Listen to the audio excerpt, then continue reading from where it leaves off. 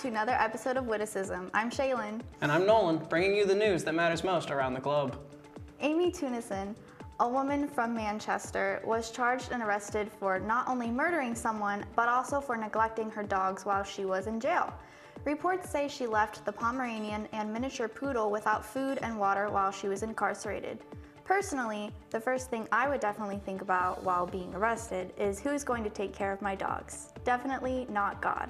The New Zealand Department of Conservation is looking for saxophone players to help their birds continue breeding.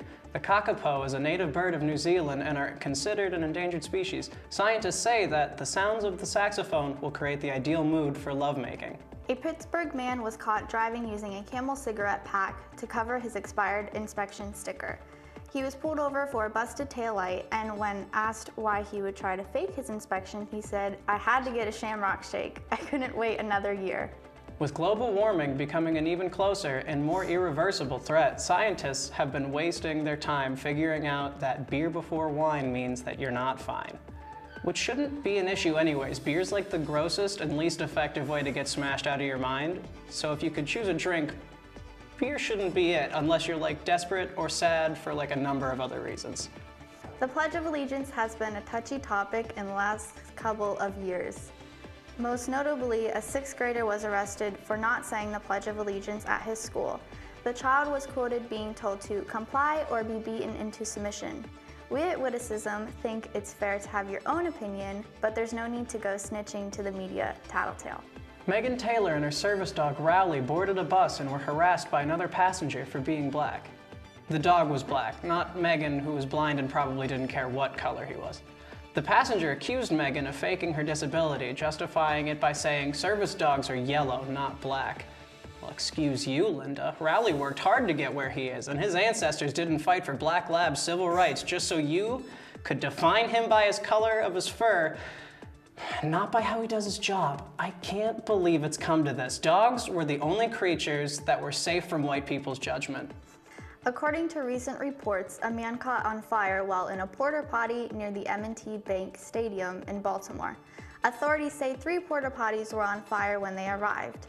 The man was seen exiting one of the stalls and instantly collapsing. Now, I've heard of explosive diarrhea, but... The underground racing community has finally done it. Reports of a farm-style tractor beating motorcycles and drag races have begun to surface. The police eventually found the vehicle, or is it like equipment? Whatever it is, the police seized it, and now the underground tractor races have moved to the fields instead of the streets, where they belong. The movie World War Z may have predicted the end of humanity, because we now have zombie deer. Numerous cases of CWD, or chronic wasting disease, have infected deer in 24 states. The disease reduces deer to a zombified state and act aggressive to humans, and scientists say there is a possibility CWD can spread to people as well. Just make sure to watch your back the next time you go for a hike. A 7-year-old boy from Austin set up a hot chocolate stand to raise money for the border wall. He's already raised over $1,000. Congrats, kid. You only need like 25 billion more and you're nearly halfway there. Really warms my heart to see white supremacy blossoming at such a young age. Nothing says romance to a woman like a bouquet of flowers, which is exactly why an Ohio man got his wife a bunch of turnips. As it turns out, he mistook the turnips as tulips, which is the most hilarious mistake any person could make. It's almost as funny as that time my boyfriend mistook the cashier at Sheetz as me and slept with her. Haha. Men are silly. Parents in America say their children are adopting British accents from watching too much Peppa Pig. Be careful. This is just phase 1 of those two-faced swines plan to take back the colonies. What's whistling anyway? You put your lips together and blow. Like this. Hello, Peppa? 3 grannies have been arrested for brawling outside of local elderly cesspool, Bingo Billy's Bingo Bonanza. One of the offenders, a frequent named Gertrude Hogendale, was quoted as saying, "Don't hate the playa, hate the game, bitch," as she knocked the other 2 bingoers out with the butts of her walker. All 3 women will be facing trial for battery and elderly abuse. A new study shows that McDonald's French fries can cure baldness. Is it the grease? Is it the salt? Or the artificial growth hormones? No one can really find which is the cause of the long list of ingredients. But have you seen Ronald McDonald's luscious red locks recently? There's definitely something in those fries. After robbing a bank, a burglar called for a Lyft as his getaway car. Surprisingly enough, cops pulled up to the scene before the Lyft driver, which the burglar mistook as his Lyft and got in. He was of course arrested and immediately taken to serve 3 to 5. This is why you choose Uber over Lyft, kids. And that's all the time we have tonight. I'm Nolan. And I'm Shaylin. You stay beautiful, Indiana. Hey everybody, and welcome back to Reality Check, the place where we keep it real. On this episode, we're talking about influencers, and you may be asking, what even is an influencer? Well, an influencer is defined as an individual who has the power to affect purchase decisions of others because of his or her authority, knowledge, position, or relationship with his and or her audience. And with the rise of influencers, entertainment has forever been changed. People don't just trust written reviews anymore. They seek out a YouTube video to explain why a product worked or not. It's actually insane how many people use YouTube as a main source of entertainment instead of something like cable television. But what makes influencers so legitimate? How are we supposed to know if they're actually a good person or if they're just doing 5 minutes of good things in this edited video? That's the scariest thing about it. We have no idea what these influencers are actually like. For all we know, our favorite influencers, whether a YouTuber, Instagrammer, Snapchatter, Twitcher, or TikToker, I mean, you get it, you can literally be an influencer on anything, but they could be serial killers. Like, they generally make more money than most teachers just for posting a picture on Instagram. So like, what do they really got to lose? They could legitimately all be serial killers, and all their crazy ass fans would continue to comment stuff like, OMG, you guys don't know what they're like, okay? Or what they've been through. They apologized, why isn't that enough? Seriously, influencers could literally spit on people, and as long as they made a 10-minute apology video crying about it to their subscribers, they'll be like, okay, we forgive you, but we'll still buy your merch. But you wanna know what? I'd rather 1 million of those influencers over the pyramid scheme kind. I just truly don't get it. These people think that I want to buy their fitness wrap, protein powders, herba goodness, but guess what? I don't want to try your product. If I want to try something, I'll seek it out. Learn a little about this thing called advertising, instead of just sending out a mass message to everybody that's on your Facebook list. That's how you get blocked. I know that at the end of the day, these people are just trying to make a living, but like, make a living some other way. If your job is reliant on people buying your products, you either need to be a great salesperson that gets people to buy your products, or else you're gonna just spend $99 on another starter kit that you're gonna end up using yourself entirely. No hate to any influencers out there. I respect the game, but only if you're quite good at it. Well, that's actually all the time I have for you today. Thanks for tuning in, and as always, I'm Kane, and this has been your Reality Check. Welcome back to Witticism's Word of the Day, your primary source for today's most important words. Today's word of the day is spring, noun, a season that only exists in legend. Thanks for tuning in. Guess what, guys? February is almost over. That means more winter. I started working at the age of 15. I know, isn't it, you're supposed to wait till you're like 16, I think, or that's like the law, but I worked at like this family-owned like pizza shop, and they were pretty chill. Paid me under the table, no taxes. But it was only $5 an hour, so I almost wish there was taxes. So I could get a refund. I was 16 years old when I started working. Well, way back when, I started working when I was 12 years old. I started working when I was 16, I think. It was an under-the-table job, and it was really fun. I was either 6 or 8. I mean, proper actual job, I think I was 16, but I was helping my mom out with her Avon representative job when I was like 13 through 16. I was 14 when I started working, like actually, like not under the table or anything. Out there on the farm, we started working as soon as we all right, for real, no, I started working when I was, I think, 16. My first job was on a farm. I picked strawberries, and it was the best job ever because I got to eat them. So I didn't have to eat breakfast because I would just eat the strawberries. And then I got paid like $1.25 per quart, and I did a lot better than their grandchildren, so I made a lot every single day. My first job was at a McDonald's. I absolutely hated it. I worked there for 2 months. Everyone there was rude and like were stupid. So I'm like, walked in, was there for 5 minutes. I'm like, you know what, I'm done. And I just walked out. It was a cute little pizza shop. It was named Del Nini's, and no one could pronounce it ever or spell it. But I was the phone boy, and I'd be like, hello, this is Del Nini's, what can I get for you? And we had pretzels, pizzas, and strombolis. My very first job was on an ice cream truck. Yeah, literally, it was under the table, paid under the table, so no taxes, yeah. And it was horrible, because you get to stand in a really tiny metal box with like 3 other people in the summer and scoop ice cream for like 6 hours. Like, you think it's gonna be fun, and then it's not fun. My first job was at this place called Sorgles. It is an apple orchard that is in Wexford, PA. I was a Fall Fest attendant, and then they rehired me like after, like they hired like the good people from Fall Fest to like take on to their staff. So I did like restocking produce, and then during Fall Fest, I would watch kids dig in this like sandbox thing. It was the worst thing in the entire world, but because I hate children. So there's that. My first job, was at a lovely place in Catania, Pennsylvania. It was called Fox's Pizza Den. I know, nobody knows about Fox's. Anyways, yeah, it was that place full of crackheads, and yeah.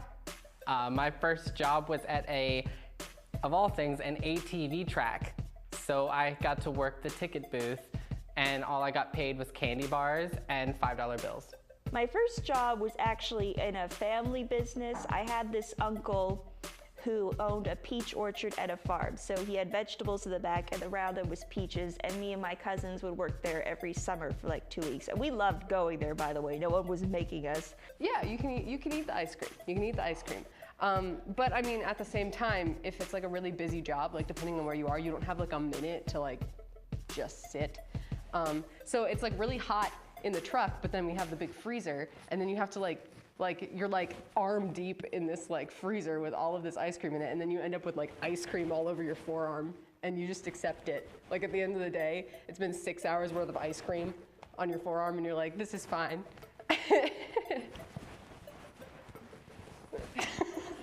I've had 2 jobs, one at McDonald's and one at Wendy's. I've had too many jobs to count, but it was the ATV track, and then from there I became a lifeguard, and then from there I worked on a farm planting crops. That was fun. And then from there I worked at a daycare. After the daycare I worked at McDonald's. After McDonald's I worked at a call center. After the call center I worked at a fencing company, like building fences. I only had 2 jobs. The first one was the farm, and I was under the table. And then my second job that I'm currently in is at Old Navy, and I've worked there for a year and a half now. I've only actually had 3 jobs. First, that pizza shop. Second, McDonald's. Third, JCPenney's. I almost got hired at Sears, but then I heard they drug test, and I was like, ooh, no Sears for me. I've had 5 jobs. My first one was at Sorgles.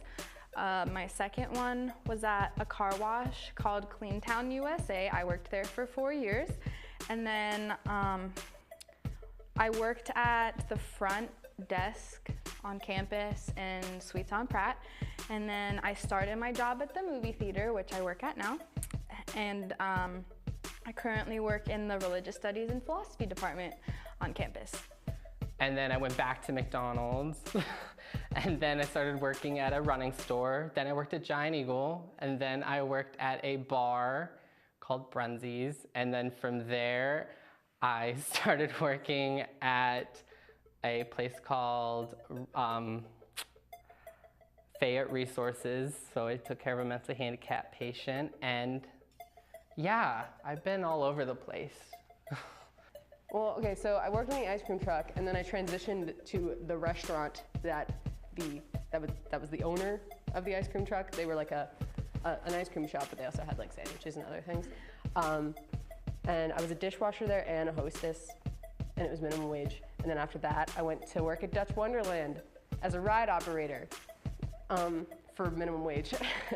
I had that one. I worked at a rec center for a semester when I was at community college, and I didn't do much. I just took people's payments when they came in for Zumba class and wrote them down, and I learned very quickly to hate Taylor Swift's Shake It Off because they listened to it, and I had stuck in my head for like 4 days. It would be there when I went to bed and when I got up in the morning. If I woke up at 4 in the morning to use the bathroom, it would be in my head. And it was awful. And the third job was working at a pizza place, Romeo's. I guess I've technically had 3 jobs. 4 jobs? 4 jobs? I don't know. Yeah, so I worked at Fox's for 2 years, hated every second of it. I worked at a place called Ryan's Creek House, which is in my hometown. I worked there for a solid 3 hours before quitting. So it wasn't gonna work out. Now I work here at IUP in the comm office. We'll talk about that later. And I work as a production assistant / unit production manager for a film company in the area. And I've been doing that for like 2 years? 2 years? Yeah, 2 years. And now I work at a wholesale bakery owned by Mennonites. So that's cool.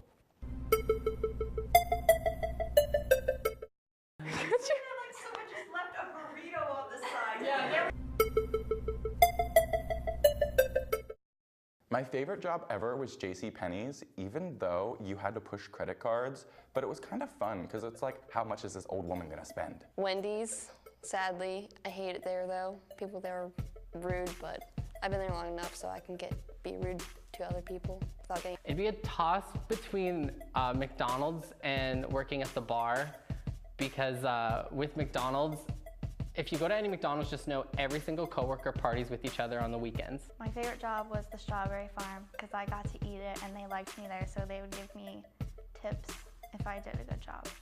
So I made a lot of money. Oh, probably working at my uncle's because I have, like I said, I've got these 3 cousins that I absolutely love because we're all really close in age, and we were like siblings. You know, we fought like siblings, we played like siblings, we just had the best time. My favorite job is working for the film company, but like I'm not gonna say it's a real job because I don't get paid or anything. So I'm just gonna say like working for the common department because I get to work with all my professors. I'm like all buddy with them because they don't know me as a student yet. I'm sure when they have me as a student that's gonna change though. My favorite job is probably the bakery, mainly because it's the first job that I had that wasn't minimum wage. And I get paid overtime, which when I was at Dutch Wonderland, I didn't get paid overtime because it's a seasonal position, so it's not required by law. So I could work there for 10 hours and still make $7.25 the entire time. So yeah, I like Shady Maple, the bakery, the Mennonites. My favorite job, probably the movie theater because obviously film, but also I work with a bunch of my friends there. So from like high school, and we just like fuck around all the time and have a lot of fun. So, although the customers suck, but it's fine. With my work relationships, the worst case was with when I worked at McDonald's. You could have called me a McWhore. Kind of got around a lot, so you know there was a cashier girl there, and then there was a back girl, and then you know. There was a couple of the waitresses at, you know, places too. No, I don't have any work relationships because everyone comes and goes and no one decent works there. It's mostly just girls who are there for the discount, so very boring. I don't condone, is that the right word? I don't condone work relationships because I've been in them and they are the worst. So my one before Rob, he worked at the car wash, and let's just say he was young and I am old, And so we were like, it was just like a thing. He had just like broken up with his girlfriend that he had for like 4 years and like told me she was like psycho and everything. And then we were like, oh, let's not rush into this. Like, obviously we just want to like take it slow. And then we started dating. And then while I was in California, he broke up with me over text. So that's good. So don't get into work relationships. No, I don't believe in work relationships. I mean, kind of not even like really friends either. I like to keep personal life and work life separate because when they start intermingling, I get really stressed out and I can't handle it. So definitely nothing in the romantic department. I've never been one to get into relationships with people I'm at work with, mostly because if I'm working somewhere, I'm usually one of the 2 gay people working there, which instantly makes me not like the other gay person there. So I'm never really good. I'm not, how do you say, a nice person to work with, unless you're a woman. Does that make me sexist? I don't like working with men. I just feel like men are generally inferior to me. No, just friends. I mean, like I said, the first job was with my family, so they're relatives, but I don't have relationships like that. Because that'd be weird. No, because everyone that would like start working at Wendy's were either drug addicts or ugly. So, no, but I have really good friendships with 2 of them at least, but one of them walked out and then tried taking me with her that day, and I'm like, I really need a job, so I couldn't walk out that day. Bye, series, you shouldn't drug test.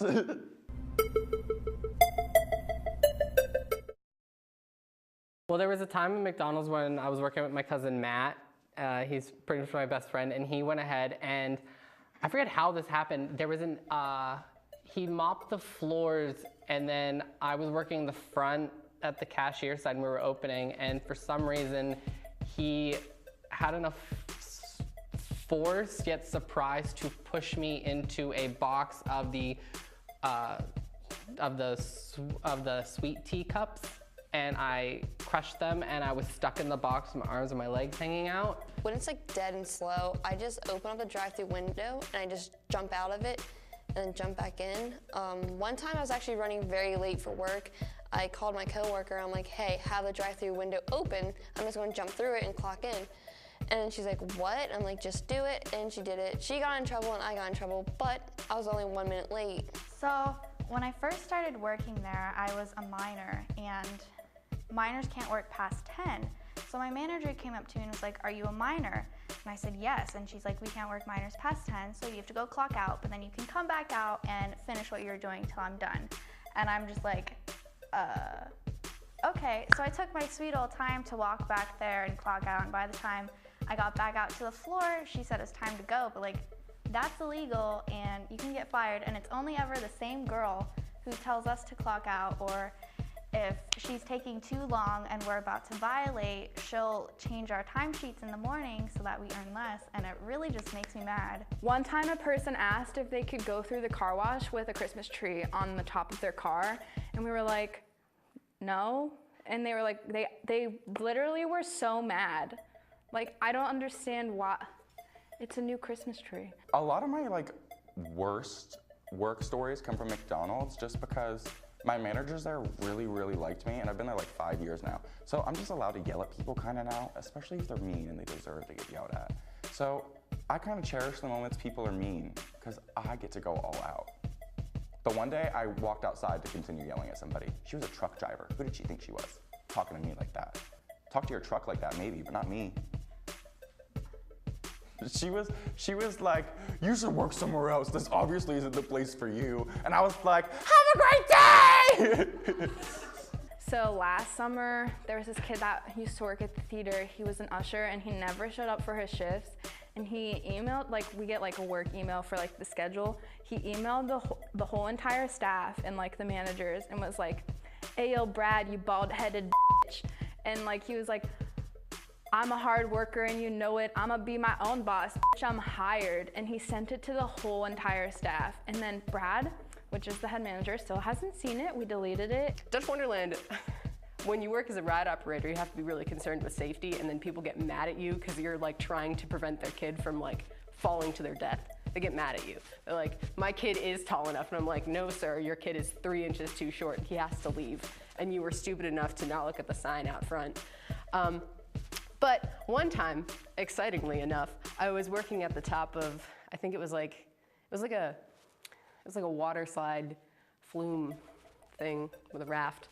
This one girl, her tooth fell out, and then there was blood everywhere, and then I had to call, my supervisors and say, hey, this girl lost her tooth and there's blood everywhere. And I had to stop the ride because it's really unsanitary because you can get AIDS from blood, especially from a little girl who lost a tooth. Then there's this another time that a woman pulled up in this the biggest truck I've ever seen in my life. I didn't know 4-door pickup trucks existed until she came in with that monster, and she like ran straight into our trees. And then she was just like, oh, and then she stopped. And I felt bad for her because she only came for one thing, eggs, because we had chickens, and we were out of eggs for the day. So she was like, oh. And then she said like 3, I'm always trying to be nice to them because I don't want to hurt the business, but she said like 3 times, you should trim those branches more. And finally I just muttered under my breath, ma'am, nobody's ever hit that tree before. Because it was huge. Where do I start with this fat, ugly, God, I hate Michelle with such a burning passion. You made my life a living hell for 2 years from the day I walked into Fox's to the day I left. Words can't describe how much I hate you and how much everybody else in the entire world hates you. Just a lot. There's a lot of stuff that has happened with her, stories that I think I legally can't tell due to like it'll get Fox's shut down. We caught the oven on fire. Michael Dunn, if you're watching this, thank you. We caught the kettle on fire a few times. And then I was trying to help her, and at the same time, the phone was ringing like every 2 seconds, and people kept asking me if she was like punched. And I was like, no, she's a little girl. She lost her tooth because she's a little girl. And yeah, I think I said that phrase like 8 times on the phone, and then everyone was getting mad at me because the line wasn't moving and I wasn't operating the ride and there was blood everywhere. And then some guy came up with a soap bucket and a sponge, and he starts scrubbing the concrete that has blood droplets all over. And obviously it's not working because it's concrete, and I just had to watch him sit there on his knees scrubbing concrete for like 15 minutes. And it was the saddest thing I've ever seen. But the girl was happy, she lost her tooth. Yay, tooth fairy. There's this one girl, lady, a customer that always come in. Her name's Big Booty Judy. She had a rather large rump. Big Booty Judy had a crush on my boss who is married with kids. Big Booty Judy anyways. So I was making her salad one day because I guess salads will get rid of that big booty. Yeah, so I guess I made her salad wrong because I put tortilla strips instead of tortilla chips on her salad. I don't know the difference. And she literally texted my boss on his personal cell phone and like ranted about me for way too long and tried to get me fired. And so my boss texted me and said, hey, don't mess this up next time. And that Big Booty Judy, like she came in there the next time and she gave me a look and whew. And one time, my manager came to work and there was just a dead guy on the sidewalk.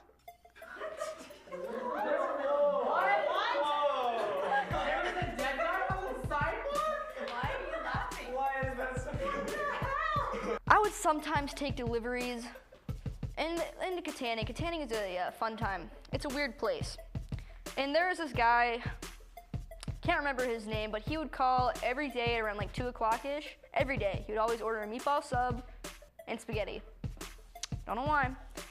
So I took his delivery once, and I got to his apartment, and he opened the door, and he's an old guy, like probably 60s or 70s. I don't know.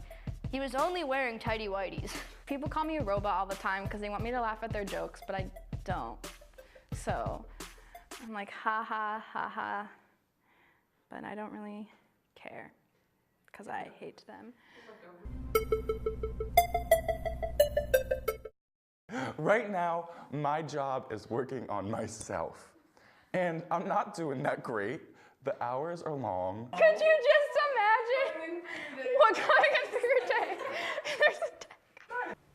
Welcome back to another episode of Witticism. I'm Shaylin. I hate waterworks cinemas. And that's the tea.